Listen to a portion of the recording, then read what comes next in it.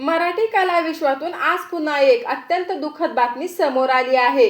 49व्या वर्षीय दिग्गज मराठी अभिनेत्याने रुग्णालयात उपचारादरम्यान अखेरचा निरोप घेतला आहे। तर चला जाणून घेऊ कोण आहे तो अभिनेता। तत्पूर्वी समर्थ फिल्मी बायोग्राफीवर नवीन असाल तर लाईक आणि सबस्क्राईब करा। तर मित्रांनो, पिस्तुल्या फँड्री आणि गुगलगाव या चित्रपटांसह अनेक नाटकात आपली भूमिका साकारणारे ज्येष्ठ अभिनेते प्रशांत कांबळे यांचे आज निधन झाले आहे।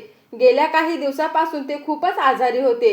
त्यांच्यावर उपचार चालू असतानाच त्यांनी अखेरचा श्वास घेतला।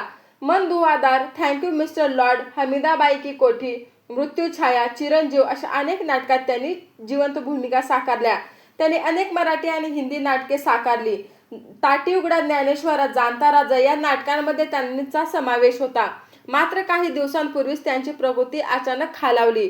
प्रशांत यांना रुग्णालयात दाखल करण्यात आले। डॉक्टरांच्या प्रयत्नानंतरही त्यांना वाचवता आले नाही। तर प्रशांत कांबळे यांना भावपूर्ण श्रद्धांजली।